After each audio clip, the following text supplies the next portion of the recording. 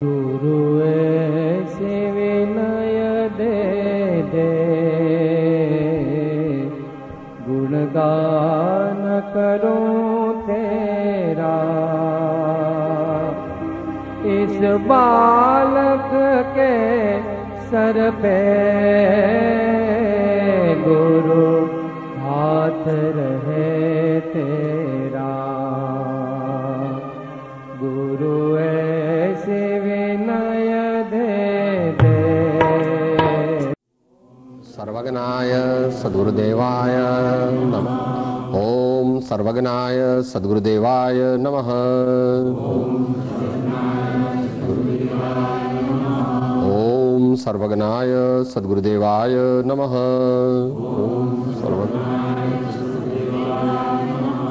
ओम सर्वज्ञाय सद्गुरुदेवाय नमः।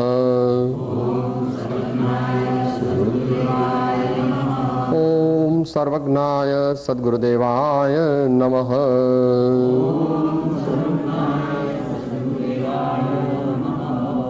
मोक्षमार्गस्य नेतारं वेत्तारं कर्मभुभृतां ज्ञातारं विश्वतत्त्वानां वन्दे तद्गुण लब्धये। परम गुरुवे नमः। परम प्राचार्य गुरुवे नमः। नमः समय साराय स्वानुभूत्या चकासते चित्स्वभावाय भावाय सर्वभावान्तरच्छिदे।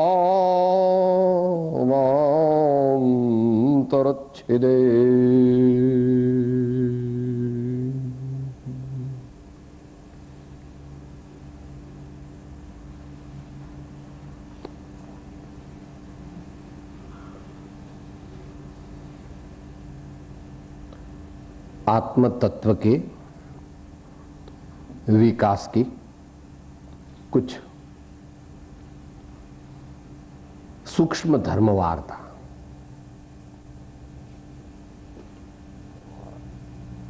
आप कहेंगे ऐसा क्यों करना, ऐसा क्यों करना? इस देह को छोड़ करके चलेंगे, बहुत समय तक स्वर्ग में रहना पड़ेगा, वहां क्या करेंगे? ऐसी ही धर्मवार्ता, धर्म चर्चा, भगवान के गुणानुवाद में लाखों साल बितानी ही पड़ेगी। इसका कोई और उपाय नहीं है।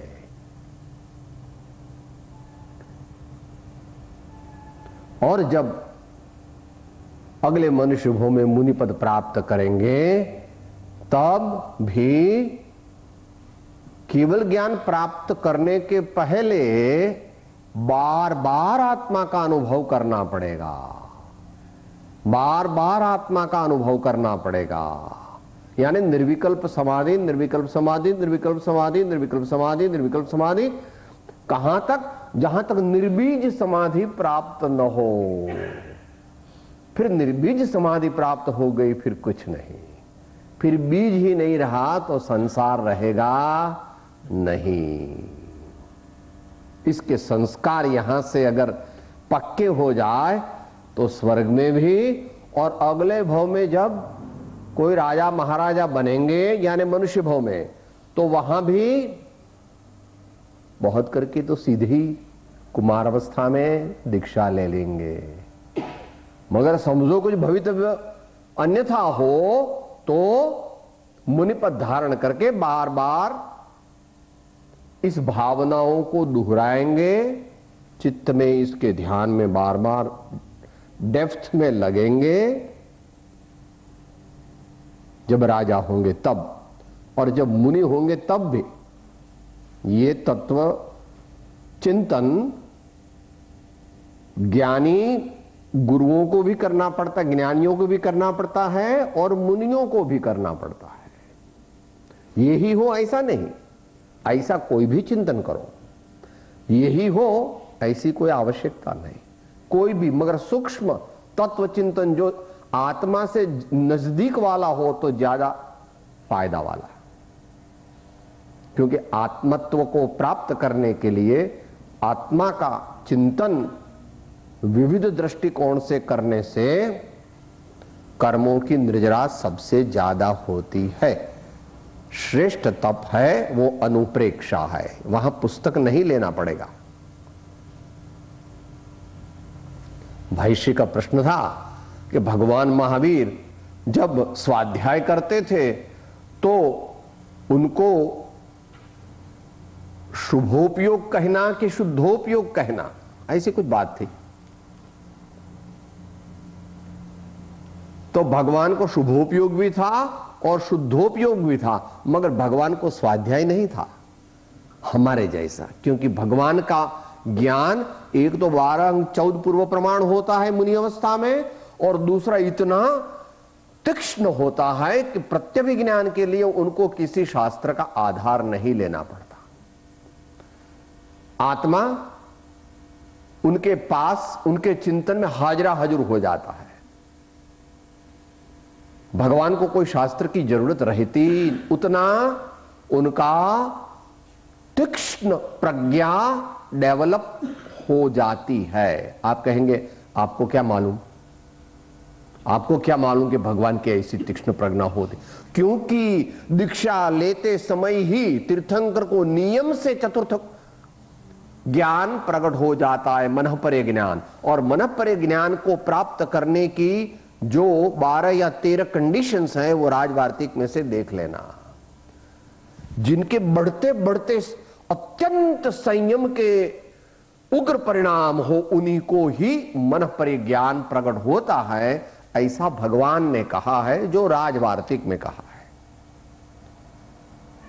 सो वहां से देख लेना। अब तो बात जो हुई थी दोपहर को, इसके अनुसंधान में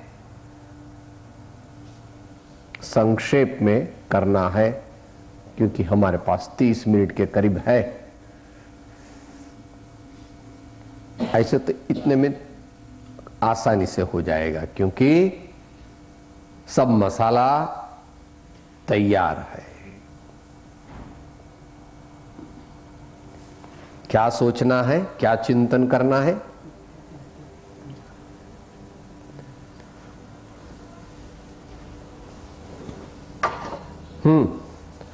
क्या अनुप्रेक्षा करना है, क्या धर्म वार्ता करना है?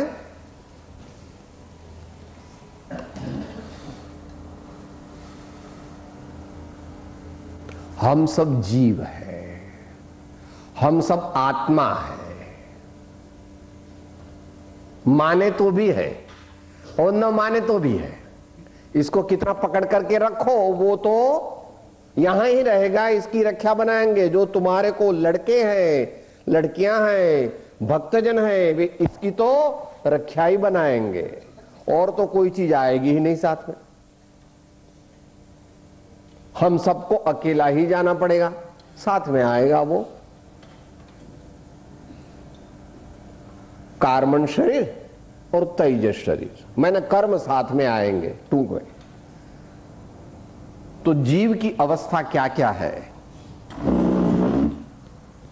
हम सब जीव है, हम आत्मा है, हम चेतन है, इसके और बहुत नाम है। इस जीव की क्या क्या अवस्था विश्व में होती है? हम अकेले नहीं है, हमारे जैसे अनंत अनंत आत्माएं हैं। हमसे बहुत बड़े भी हैं और हमसे बहुत बिछड़े हुए भी हैं। हमसे बहुत बड़े हैं ऐसे भी है पूर्ण परमात्मा अनंत, हमसे बहुत आगे बढ़े हुए हैं वैसे भी है, हम जैसे भी हैं और हमसे बहुत बिछड़े हुए भी हैं। ज्यादा तो अनंत अनंत तो बिछड़े हुए ही है। क्यों? जीव की कितनी प्रकार की अवस्थाएं हैं? अनंता अनंता अनंता अनंत जीव तो अज्ञानी ही है। अज्ञानी मायना इनकी श्रद्धा झूठी है और इनका ज्ञान भी झूठा है। उनको वीतराग दर्शन में मिथ्या दृष्टि कहते हैं या बहिरात्मा कहते हैं, और उनको समझने के लिए जो व्यवस्था बनाई है गुणस्थान की, उसमें वे प्रथम द्वितीय या तृतीय गुण स्थान में होते हैं। नाम उसका कुछ भी को, सासादन मिश्र ऐसा इधर नहीं लिया है। सासादन मिश्र वगैरह है उसके नाम, मगर उनको सबको अज्ञानी गिनना। प्रथम द्वितीय और तृतीय 3 गुण स्थान वाले जीव है। लाल इसलिए दिए हैं कि लाल है मां से उसको निकालो। लाल रंग जो है तो वो हमको रोकता है, हमको रुकना नहीं है, वो हमको रोकता है। इसलिए अज्ञानी जीव के 3 गुण स्थान होते हैं। और ज्ञानी जीव जो होते हैं और जो यहां होते हैं अभी इस काल में, होते हैं या हो सकते हैं, दोनों।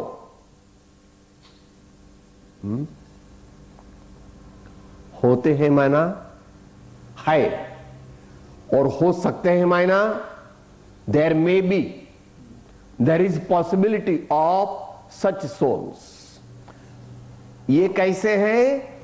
ये 4थे गुण स्थान वाले, 5वें गुण स्थान वाले, 6ठे गुण स्थान वाले और 7वें गुण स्थान वाले, ये सब ज्ञानी है।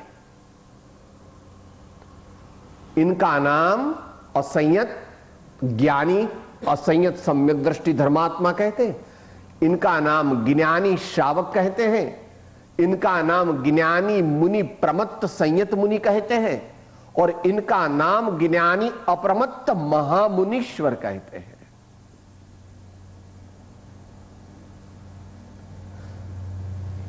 ये सब जीव में ज्ञानी है। तो इसका इस जानने का क्या फायदा? जिसको इसमें से कुछ भी प्राप्त हो जाता है उसका रजिस्ट्रेशन सिद्ध लोक का हो जाता है, उसके परमात्मा पद का पक्का रजिस्ट्रेशन हो जाता है। ऐसा नियम भगवान ने कहा है। उसको मोक्ष में जाना ही पड़ेगा। वो फिर कहे कि हमको तो नहीं, राजा महाराजा ही बनाओ, देव वर बोलो, नहीं, अब तो सम्यक दर्शन ले लिया, निश्चय सम्यक दर्शन, तो मोक्ष में जाना ही पड़ेगा।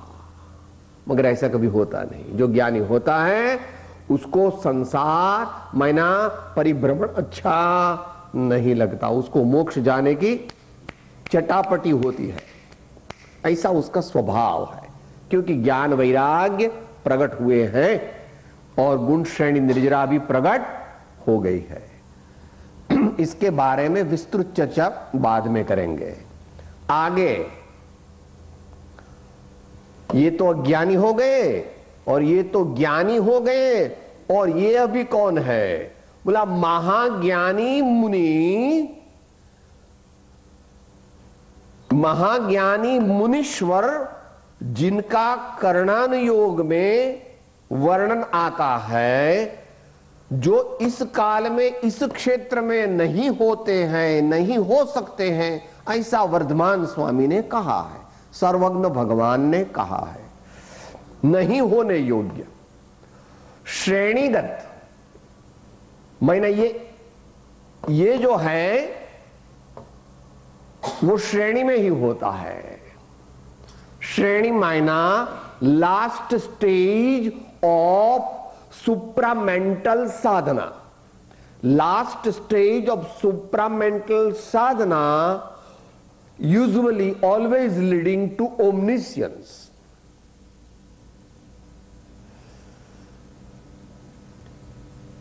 निर्विकल्प समाधि बार बार प्राप्त करने के फल स्वरूप आत्मा में जो अत्यंत वीर्य प्रकट हुआ, इससे जो अंतिम चरण साधना का होता है, जो केवल ज्ञान की उत्पत्ति करता है, वैसे जो मुनि है यहां उपशम श्रेणी वालों को नहीं लेना। वो भी लेते हैं, मगर यहां पर इसको अपन क्षपक श्रेणी की ही बात करना। अपन क्षपक श्रेणी चढ़ने वाले हैं, अपन उपशम श्रेणी चढ़ने वाले नहीं है। Always be optimistic. वो 8वें, 9वें, 10वें, 11वें गुण स्थान में होते हैं और 12वें में भी होते हैं। 12वें में उनको वीतराग छद्मस्त कहते हैं। ये सब तो रागी जीव है, संसारी।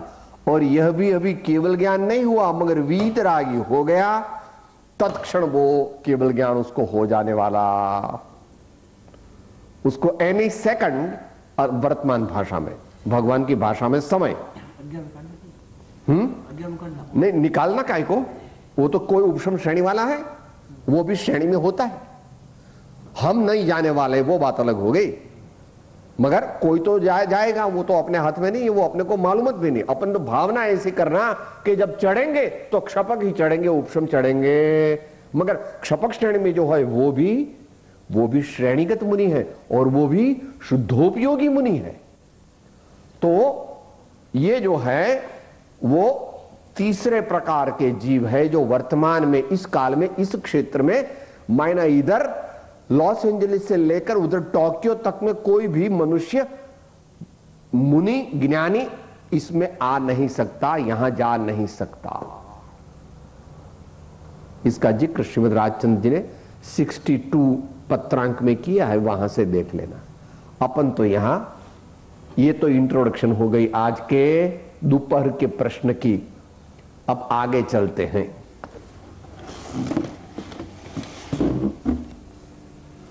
हम सब जीव है, बोलने वाला, सुनने वाला, सब जीव है।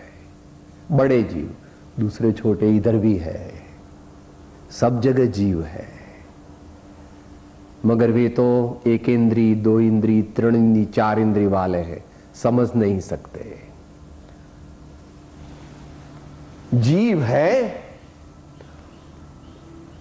मैंने हम है तो हम एक सरीखे नहीं रह सकते।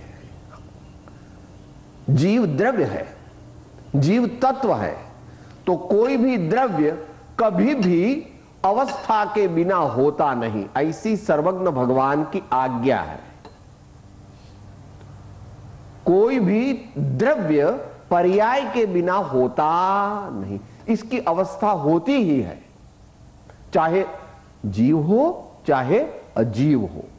हम जीव हैं तो हमारी भी अवस्था होती है, पर्याय होती है, परिणति होती है, नई नई हमारी दशा प्रकट होती ही रहती। हम जाने के नहीं जाने, सोते वक्त भी होती है, जागते वक्त भी होती है, खाते वक्त भी होती है, सब समय होती है।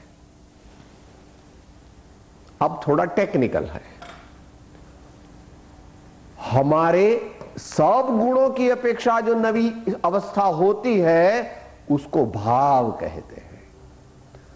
हम जीव है तो हमारे में ज्ञान, दर्शन, चारित्र, सुख, वीर्य आदि अनेक गुण हैं। भगवान ने अनंत देखे हैं। वो सब गुणों की जो परिणति होती है, वो नवा नवा जो हमारी जो परिणति हुई उसको कहते भाव। हुई भाव, हुई भाव, हुई भाव। जो जो हो तो हमारा भवन होता ही रहता है, नए नए भाव रूप हमारा भवन निरंतर होता रहता है, इसको भाव कहते हैं। और वो ही हम माने जीव, जब दर्शन और ज्ञान गुणों की मुख्यता से जो हमारी परिणति होती है उसको कहते हैं उपयोग। दोनों है तो एक, मगर यहां पर सब गुणों की परिणति की बात है और यहां पर भी सब गुणों की परिणति तो है, मगर कथन में दो ही गुण मुख्य लिए हैं, दर्शन और ज्ञान। कथन में लेने से ऐसा नहीं समझना कि इसमें दूसरे गुण नहीं होते हैं, होते हैं, मगर प्रयोजनवश यहां पर दर्शन और ज्ञान गुण की मुख्यता से हमारी जो नई अवस्था हुई उसको कहते उपयोग। अब आगे इसका ऐसा क्यों कहा यह भी धीरे धीरे आ जाएगा। अभी समझना क्या है, पहले जो सरल है वो समझ ले। यह थोड़ा सरल है, इसी की कोरोलरी है। यहां सामान्य कथन हुआ था, यहां चरणानुयोग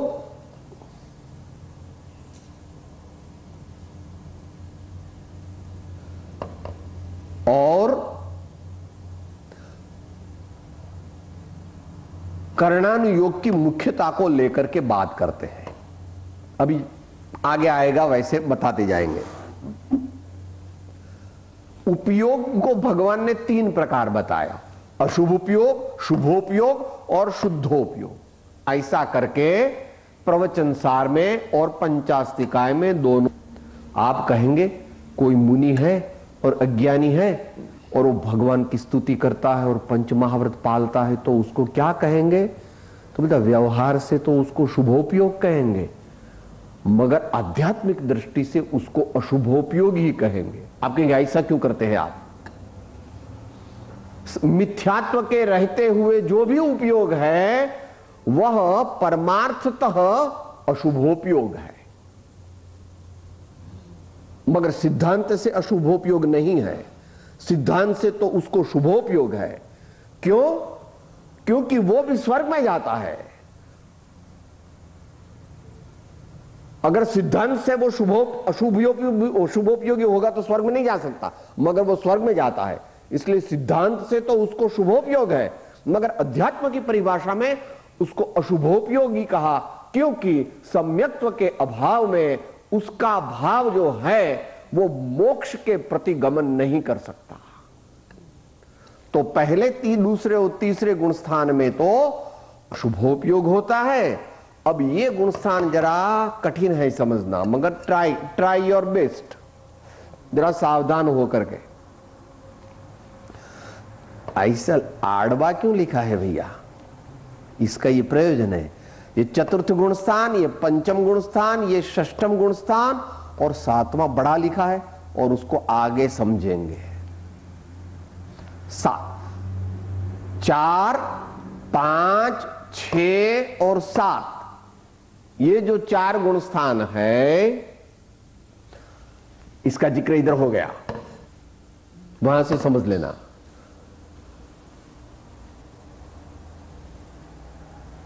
एक से एक जैसे जैसे आगे बढ़ते हैं वैसे शुभ भाव भी बढ़ता है और शुद्ध भाव भी बढ़ता है।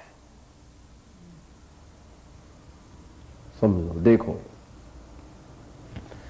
चतुर्थ गुण स्थान में, पंचम गुण स्थान में शुभ भाव भी ज्यादा है और शुद्ध भाव भी ज्यादा है,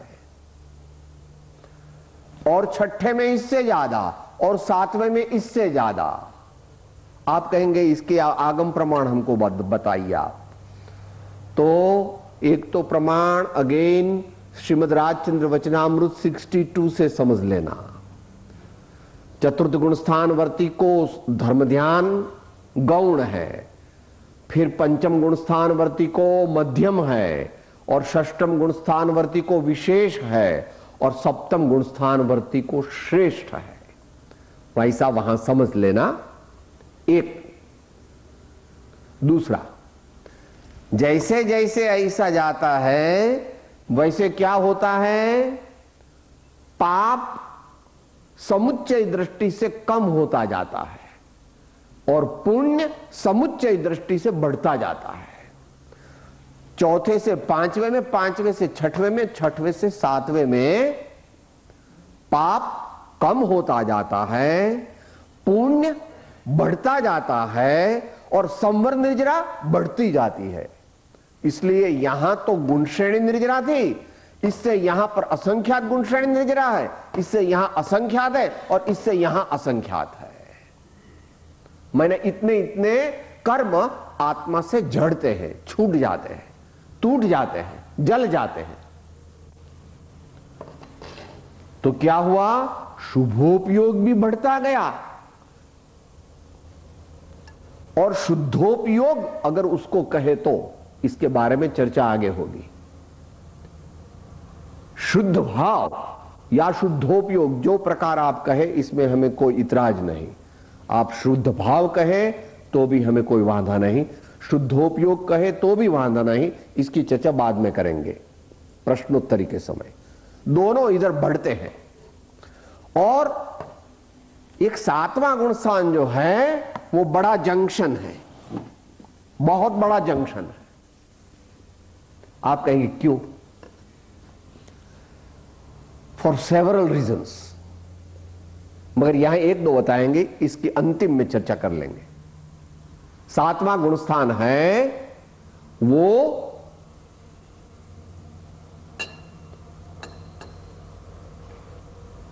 क्रॉस रोड है।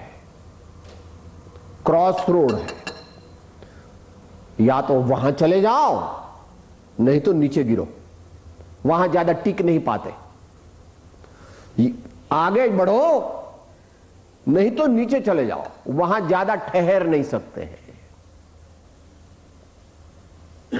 2, 3, 5, 10 मिनट हो गया, 2, 3, 5, 10 मिनट इतना हो गया। अगर ज्यादा ठहर गए तो ऊपर चढ़ जाओगे, और नहीं ठहर पाए तो गिर जाओगे। वो रेल का ट्रैक होता है ना, उसके पर बच्चे लोग चलते हैं, रेल का ट्रैक होता है ना, ठहर नहीं, 1, 2, 3, ओ, इतना पतला होता है, बैलेंस रहता, या तो गिर गए। वहां तो आगे बढ़ने की बात ज्यादा नहीं है, यहां तो आगे बढ़ सकता है। और ये ही तो ये अशुभोपयोग, शुभोपयोग बढ़ता जाता है। और सातवें में क्या कहेंगे, दोनों है। सातवें में शुभोपयोग भी है और सातवें में शुद्धोपयोग है। इसलिए 7 करके इनके 2 एरोज लगाए हैं। एक एरो तो शुभ की ओर जाता है और दूसरा एरो शुद्ध की ओर जाता है। तो सातवें में दोनों प्रखर रूप से है। सातवें में कभी मृत्यु होती नहीं। और सातवां है, वहां से जैसे बताया, या ऊपर चले जाओ केवल ज्ञान ले लो, या नीचे उतर जाओ। तो नीचे उतरना वर्तमान काल में तो नीचे ही उतरना पड़ता है। अगर किसी ने पाया तो, अगर सातवें को किसी ने पाया तो उसको नीचे ही उतरना पड़ेगा। वो अंतिम देखेंगे बाद में, छेली चीज। अभी शुद्धोपयोग कर्णान योग की अपेक्षा से बताते हैं, इसलिए उसको यहां जो बताया था, श्रेणीगत शुद्धोपयोगी मुनीश्वर। शुद्धोपयोग 2 प्रकार का होता है, चतुर्थ, पंचम और षष्टम और सप्तम गुणस्थान में जो होता है, वो इसमें से चतुर्थ, पंचम और षष्टम में जो होता है उसको शुद्ध भाव कहते हैं। सप्तम गुणस्थान में होता है उसको दोनों स्वीकार करते हैं। द्रव्यानुयोग, चरणानुयोग उसको शुद्धोपयोग कहता है और कर्णानुयोग भी उसको शुद्धोपयोग कहता है। मगर कर्णानुयोग में मुख्य शुद्धोपयोग इन गुण स्थानों में होता है। यह भी शुद्धोपयोग है, मगर स्टार्ट। इसलिए यहां तो निर्विकल्प समाधि है और यहां तो निर्बीज समाधि है। यहां तो निर्विकल्प समाधि है और यहां तो निर्बीज समाधि है। दोनों है तो शुद्धोपयोग। तो यह कर्णान योग की अपेक्षा शुद्धोपयोग होता है यहां पर। अब जरा यहां आइए, भाव। यहां पर तो 3 प्रकार बता दिए, अशुभोपयोग, शुभोपयोग और शुद्धोपयोग। और जब यहां आते हैं तो आचार्य कहते हैं मुख्य रूप से यहां अध्यात्म शास्त्रों की अपेक्षा बात है। आत्मा के भाव शुद्ध होते हैं या आत्मा के भाव अशुद्ध होते हैं। पहले, दूसरे और तीसरे गुणस्थान वाले के भाव तो अशुद्ध ही कहेंगे। इसके शुद्ध भाव होता नहीं, क्योंकि मिथ्यात्व है, यानी कि अज्ञानी अज्ञान है। अब शुद्ध भाव की बात अगर लाओ और द्रव्यानुयोग और चरणानुयोग की अपेक्षा से यहां पर आ जाओ तो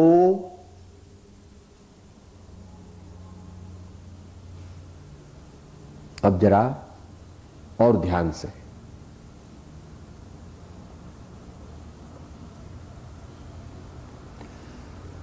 शुद्ध भाव किसको होता है? चतुर्थ, पंचम, षष्टम गुण स्थान वाले को। ये शुद्ध भाव होता है, उसको अगर उपयोग भी कह सकते हैं आप। अगर ज्ञान दर्शन गुण की मुख्यता देखो तो सामान्य रूप से शुभ भाव जो है, जैसा इधर बता दिया था कि ये ऊपर क्यों चढ़ाया, लीटी ऐसी क्यों जाती है, ऐसी जानी चाहिए। चतुर्थ गुण स्थान से पंचम और पंचम गुण स्थान से सप्तम षष्ठम गुण स्थान में शुद्धता बढ़ती जाती है। शुद्धता बढ़ती जाती है, क्यों?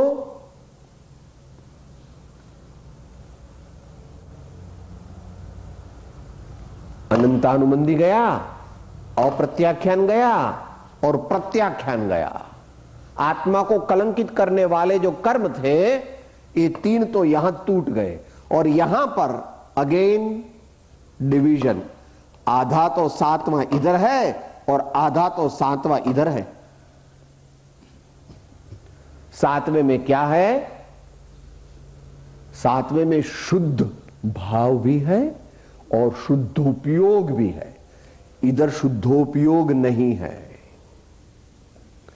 इधर शुद्धोपयोग नहीं है। आप कहे तो कह सकते हैं कोई अपेक्षा,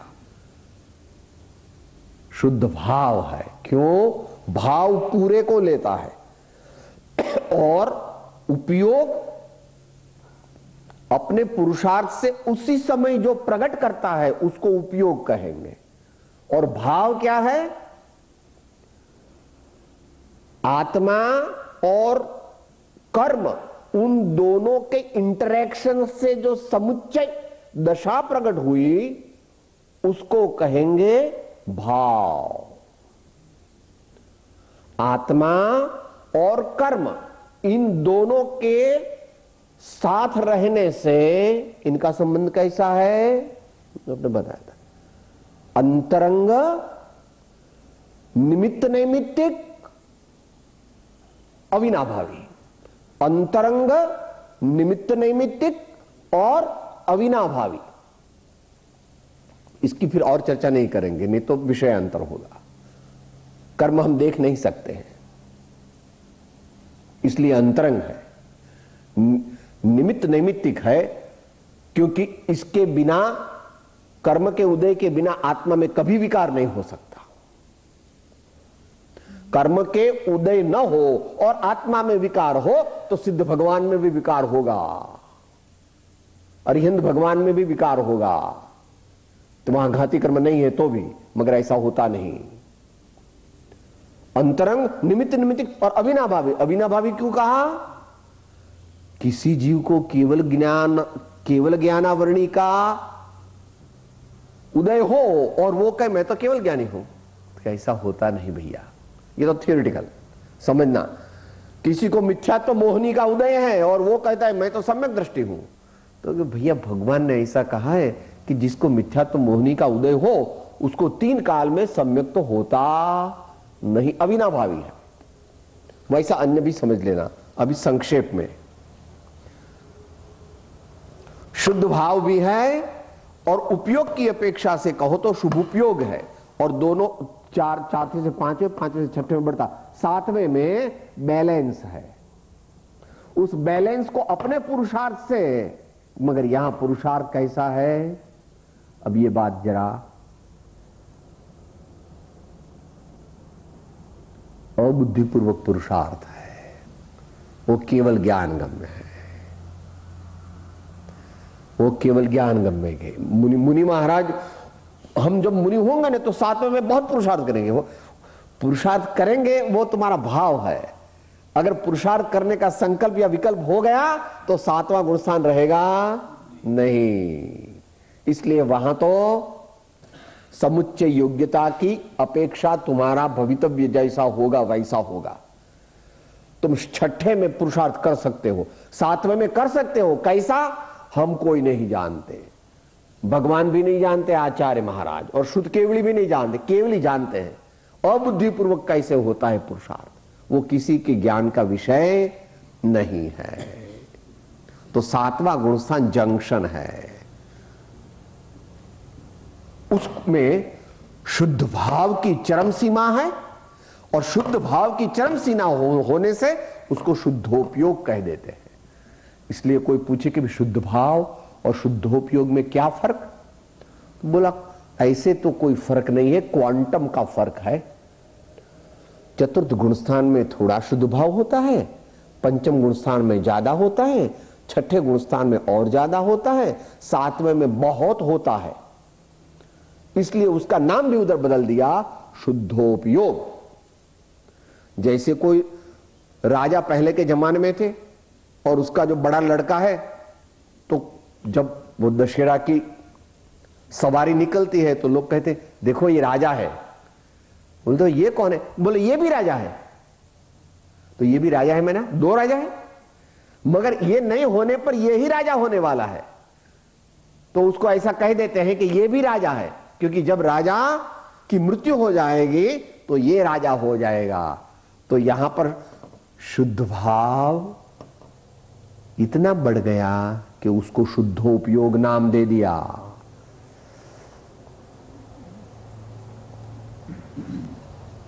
और इसके आगे कुछ कहने की जरूरत नहीं है। यह जो है वो श्रेणीगत शुद्ध भाव है।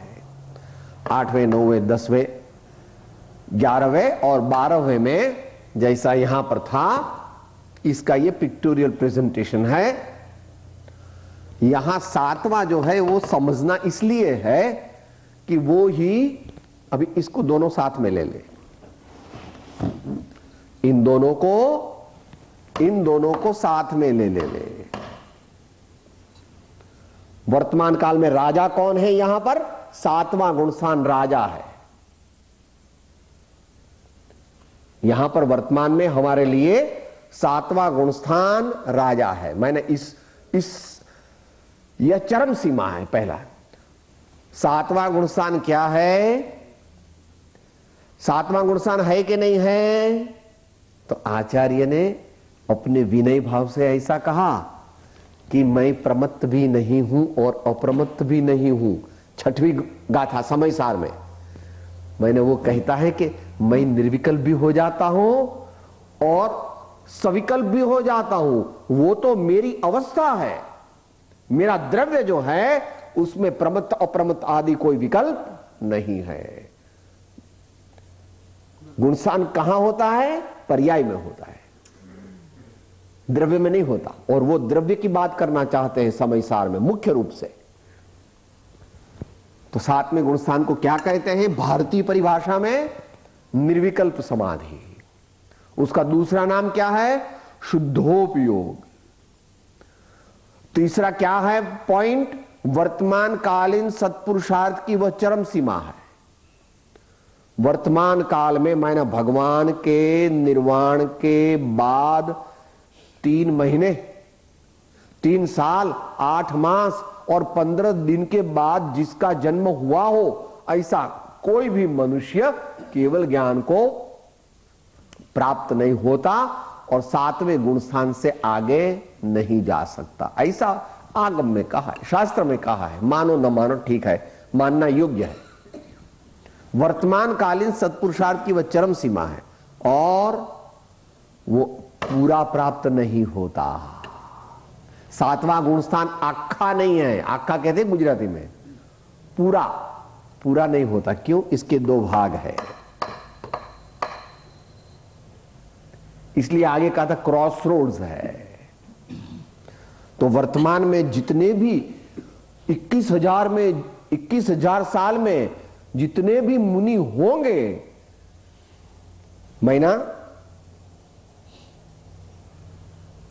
जिनका जन्म जैसे बताया वैसे, जो केवल ज्ञान ले लेंगे इनकी बात नहीं करना, तो सब स्वस्थान प्रमत्त को अप्रमत्त को ही प्राप्त कर सकते हैं। सातिश अप्रमत्त को कोई भी मुनि प्राप्त नहीं कर सकता, क्योंकि सातिशय अप्रमत्त गुणस्थान की ऐसी व्याख्या बताई है कि जो 7वें गुणस्थान में सातिशय को प्राप्त करता है उसको श्रेणी चढ़ना ही पड़ता है। वो श्रेणी चढ़ ही जाता है। और वर्तमान में श्रेणी नहीं है, इसलिए सातिशय अप्रमत्त गुणस्थान भी नहीं है, तो संपूर्णतया वह प्राप्त नहीं होता है। इसमें अत्यंत अतीन्द्रिय आनंद का अनुभव होता है।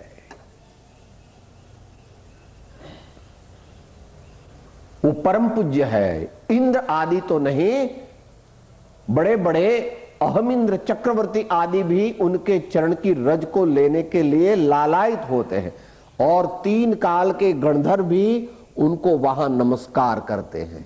नमो आयर्याणम, नमो वज्जायाणम, नमो लोये, सब तीनों को, तीनों में कोई परमार्थ से फर्क नहीं है, ये व्यवहारिक है।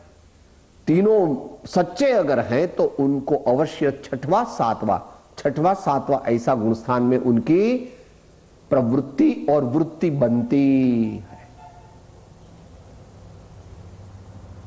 और वो कैसा गुणस्थान है?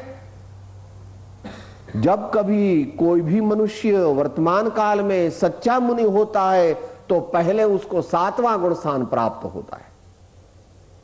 7वां गुणस्थान प्राप्त नहीं होवे तब तक वो सच्चा मुनि नहीं होता। चढ़ने के लिए पहले 7वां गुणस्थान है और बाद में गिरते हुए 6ठा गुणस्थान प्राप्त होता है, ऐसा भगवान ने कहा है कर्णानुयोग में। मुनिपद की परमार्थतः प्राप्ति के समय यह प्रथम होता है, बाद में गिरकर 6ठवें गुणस्थान में जाना पड़ता है इस काल की अपेक्षा, और जाता है 3 काल की अपेक्षा। क्योंकि कोई तो ऊपर चढ़ जाए, मगर इस काल में नहीं। 7वें में गया फिर उसको 6ठवें में ही आना पड़ेगा, मगर 3 काल की अपेक्षा ऐसा नहीं है। 7वें में गया और चढ़ गया। ऐसी कथा किसकी आती है? भरत चक्रवर्ती के 923 मौन मुनि पुत्रों की, एक साथ में 3 ही भाव, निगोद, वो छान के कीड़े, और तीसरा भाव भरत चक्रवर्ती के पुत्र, और सीधे वहां से अपवाद मार्ग, वहां से चले गए केवल ज्ञान। तो 7वां गुणस्थान है, वो ऐसा जंक्शन है, मगर वो पूरा वर्तमान में प्राप्त कोई नहीं कर सकता। अगर वो सातिशय में जाए तो उसको श्रेणी चढ़नी पड़ती है, और श्रेणी तो वर्तमान में श्रेणी का पुरुषार्थ सर्वज्ञ दर्शन ने स्वीकार नहीं किया है। इस प्रकार सामान्य रूप से हो गया। यहां पर इसकी समाप्ति है 7वें गुणस्थान की। 7वें गुणस्थान जो है उसको चरणान योग की अपेक्षा से शुद्धोपयोग कहते हैं, और कर्णान योग की अपेक्षा दोनों कहते हैं। एक आमनाई माने एक आचार्य की पद्धति ऐसी है कि शुद्धोपयोग है वो श्रेणी में ही होता है। ऐसे मानने वाले के लिए 7वें गुणस्थानवर्ती मुनि में शुद्ध भाव है, मगर शुद्धोपयोग नहीं है, क्योंकि वे ऐसा कहते कि शुद्धोपयोग तो श्रेणी में ही होता है। वैसी भी एक विचारधारा है आचार्यों की, सो जान लेना, जानने के लिए सामान्य। तो 7वें गुणस्थान में शुद्धोपयोग हो, शुद्ध आत्मा तो है ही, शुद्धात्मा का अनुभव तो है ही, निर्विकल्प समाधि तो है ही, मगर कर्णान योग की अपेक्षा उसको शुद्धोपयोग का स्वीकार कई आचार्यों ने सिर्फ 8वें गुणस्थान से ही स्वीकार किया है। तो उस विचारधारा के अनुसार 7वें गुणस्थानवर्ती मुनि शुद्धोपयोगी नहीं कहलाएंगे, शुद्ध भाव युक्त मुनि कहलाएंगे। तो इस प्रकार की मान्यताएं आचार्यों में है। तो अब जो अपन को कुछ प्रश्न करना है तो कर सकते हैं। सूक्ष्म वाले ऊपर चढ़ सके नहीं चढ़ सकते नहीं, मैंने वो 11वें से 5 पीछे ही आएगा, क्यों 11वें को जो टच करेगा उसको पीछे ही आना पड़ेगा, ऐसा एक नियम बनाया। श्रेणी का पुरुषार्थ जो है वो बुद्धिगम्य नहीं है, अबुद्धिगम्य है। मैंने वो कोई जानता नहीं, क्योंकि बुद्धि से पुरुषार्थ करें तब तो छठा गुण स्थान होए। इसलिए उपशम श्रेणी चढ़ना कि क्षयोपशम श्रेणी चढ़ना ये हमारे बस की बात बुद्धिपूर्वक नहीं है। हमें तो छठवें गुण स्थान में ऐसी भावना करना कि हमारा बल बढ़े और 7वें में से हम आगे चढ़ जाए। चतुर्थ गुण स्थान में जीव जયારે અનુભવમાં હોય, અનુભૂતિ વખતે તે વખતે શુદ્ધ ભાવ કેવો ઉપયોગ, શુદ્ધ ઉપયોગ કેવો? શુદ્ધ ભાવ અને જ્યારે લબ્ધાત્મક અવસ્થામાં હોય ત્યારે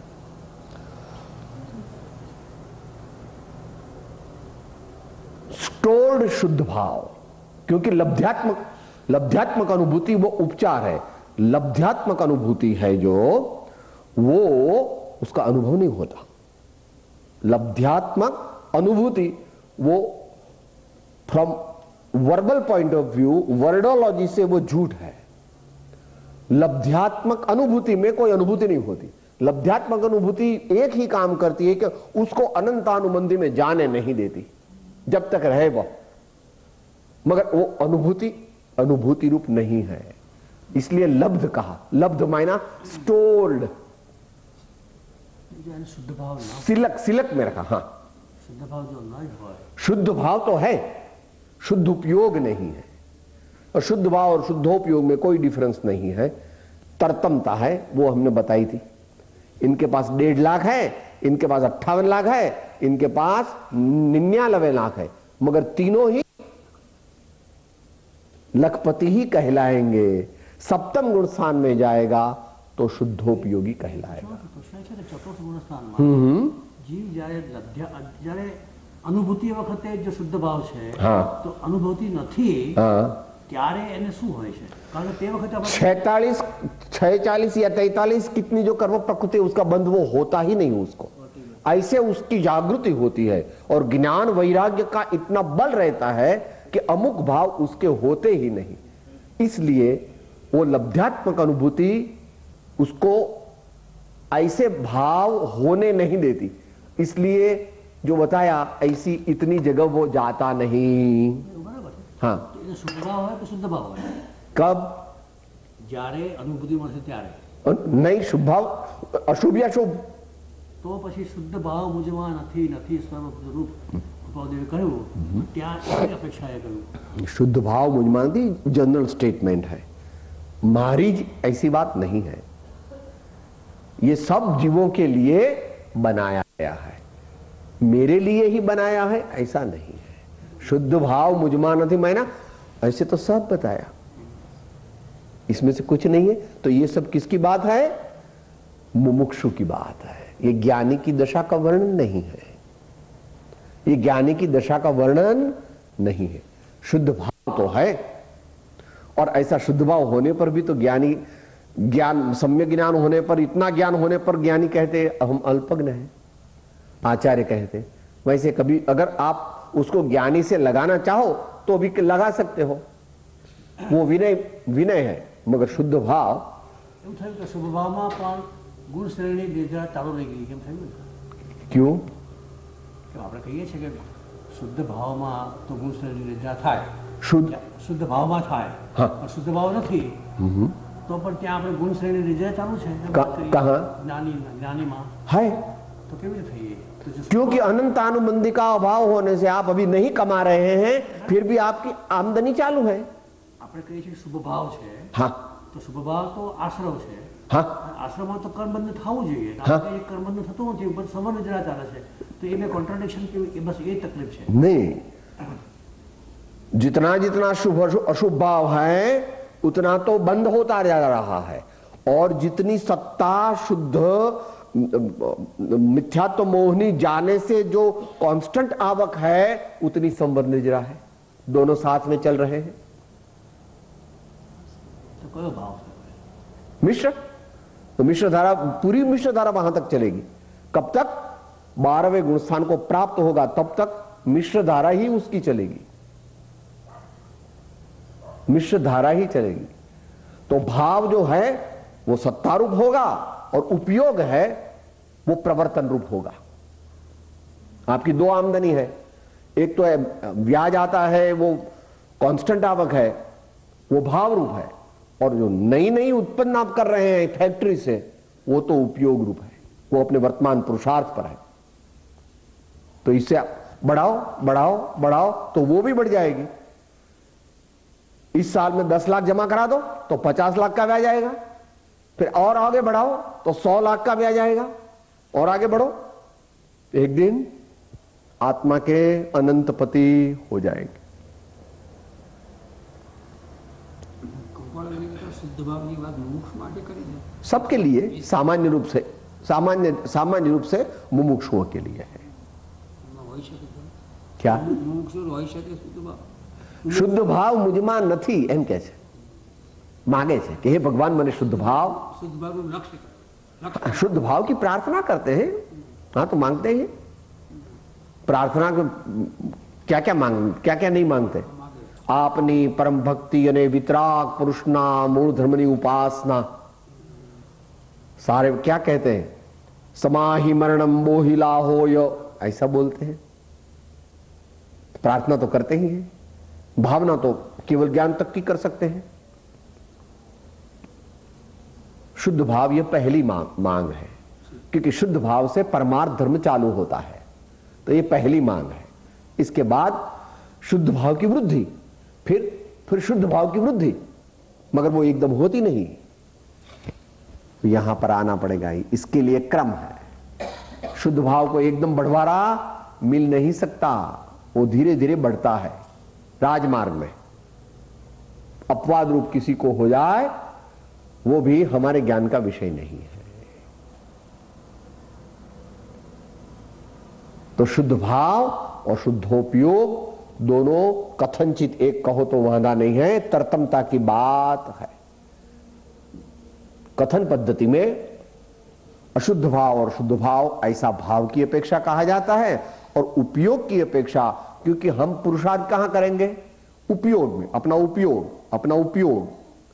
उपयोग मैंने वर्तमान में जो हमारे पास साधन है वो उपयोग है, उसमें भाव भी आ गया गौण रूप से, क्योंकि उपयोग और भाव दोनों कथनचित तो एक ही है, आत्मा की ही परिणति है। मगर जब ज्ञान दर्शन को मुख्य लेते हैं तो उपयोग, और जब सब गुणों को लेते हैं तब भाव। दोनों को हमें बढ़ाना है, दोनों को हमें बढ़ाना है, मगर उपयोग जो है यहां पर दर्शन और ज्ञान की मुख्यता है, और जब भाव आएगा तो वहां चारित्र की मुख्यता आ जाएगी। इसलिए 5वीं गाथा में प्रवचन सार में यह बात आई है। भगवान का मार्ग कैसा है? 5वीं गाथा बोलो। तेषाम विशुद्ध दर्शन ज्ञान प्रधान आश्रमम समासाद्य, दोनों को अलग किया। तेषाम, मैंने जिनको नमस्कार किया है ऐसे पंच परमेष्टि भगवान, तेषाम विशुद्ध दर्शन ज्ञान प्रधान आश्रमम, वो चारित्र। तेषाम विशुद्ध दर्शन ज्ञान प्रधान आश्रमम समासाद्य, उनकी शरण में जाकर के उपसंपद्ये साम्यम, मैं निर्विकल्प समाधि को प्राप्त करता हूं। उपसंपद्ये साम्यम, और प्रार्थना करता हूं कि मुझे निर्बीज समाधि मिले। उपसंपद्ये साम्यम यतो निर्वाण संप्राप्ति ही, क्रमशः उस निर्विकल्प समाधि आगे बढ़कर के निर्बीज समाधि होकर के मुझे कैवल्य की प्राप्ति कराएगी, ऐसी भावना भगवान ने भाई। तो इस प्रकार ये तो नए भाई लोग, कोई डरना नहीं, ये तो एक बात जो प्रासंगिक हो गई, इसलिए बोलो। उपयोग में जो सेवन है शुभ और शुभोपयोगी शुद्धोपयोगी, वो चरणान योग प्राणायाम में सेवन कैसे कन्वर्ट हो जाता है? मैं समझ नहीं पड़ी, क्या बताया आपने? 7वें में शुभोपयोग और के उपयोग के नीचे है ना सेवन, शुभोपयोगी और शुद्धोपयोगी वाला सेवन है ना, 2 एरो किया है ना ये। हाँ, वो चरणान योग और करणान योग में कैसे कन्वर्ट हो जाता है? नहीं देखो, चरणान योग है, उसमें क्या है, बाह्य आचरण की मुख्यता होती है। बाह्य आचरण की मुख्यता होती है। पंच महाव्रत पालन, पंच समिति का पालन, 3 गुप्ती का पालन, केशलोच वगैरह वगैरह, वो चरणान योग की बात है। करणान योग है वो तो किसी को मालूम नहीं, कोई मुनि कौन से गुणस्थान में है वो कोई जान नहीं सकता, यानी हम नहीं जान सकते हैं। तो वो जब 7वां गुणस्थान होगा, कोई 7वें में होगा, तो वो निर्विकल्प समाधि में ही होगा। अगर कोई बोल रहा है तो वो 7वें में नहीं है, अगर आहार ले रहा है तो 7वें में नहीं है, केशलोच कर रहा तो 7वें में नहीं है। दोनों उपयोग, वो शुभोपयोग और शुद्धोपयोग का वहाँ मिश्रण हो जाता है। हाँ, मिश्रण नहीं, हाँ, वो शुभोपयोग जो है वो केवल ज्ञान गम्य है, हमारे गम्य नहीं है, क्योंकि उसमें बहुत पुण्य इकट्ठा होता है। और पुण्य इकट्ठा होता है तो कैसे शुभोपयोग के बिना पुण्य इकट्ठा हुए? नहीं हुए। शुभो 7वें गुणस्थान में भी बहुत पुण्य होता है, ऐसा भगवान ने कहा है, इसलिए शुभोपयोग होना चाहिए।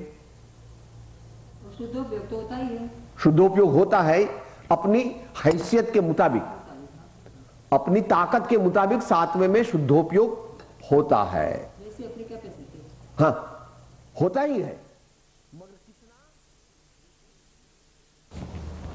शुद्ध भाव और शुद्धोपयोग, शुद्ध भाव और शुद्धोपयोग में तत्वतः कुछ डिफरेंस नहीं है। जब थोड़ा शुद्धोपयोग होता है तो उसको शुद्ध भाव कहते हैं, और बहुत शुद्ध भाव हो जाता है तो उसको शुद्धोपयोग कहते हैं। इतना ही डिफरेंस जानना। और चतुर्थ, पंचम और षष्ठम गुण स्थान में इतना शुद्धोपयोग नहीं होता है, इसलिए वो 62 वचनामृत से जान लेना कि धर्म ध्यान की चरम सीमा सप्तम के बिना कहीं होती नहीं। चतुर्थ, पंचम, षष्ठम तीनों गुण स्थान में मध्यम से ज्यादा धर्म ध्यान हो सकता है, सर्वोत्तम धर्म ध्यान 7वें में ही होता, ऐसा वचनामृत में कहा। वैसे सब ज्ञानार्णवादी ग्रंथों में भी उसका जिक्र आया है, और तत्वार्थ सूत्र की टीकाओं में भी आया है। इस प्रकार सामान्य ये अपने चित्त को विस्तृत रूप से तत्व ज्ञान में लगाने के लिए जो ज्ञान प्रेमी है, तत्व ज्ञान प्रेमी, उनके लिए है। मगर इनमें कोई बहुत तकलीफ की बात नहीं है, ऐसा धीरे धीरे ये बात सब लोग समझ सकते हैं। करें अंत मंगल। देह छता जेने दशा वर्ते देहाते ते ज्ञाने नाचरण हो वंदन अगणित सद्गुरु परम कृपालो तिलोक का नाथ की जय, सब संतन की आनंद हो।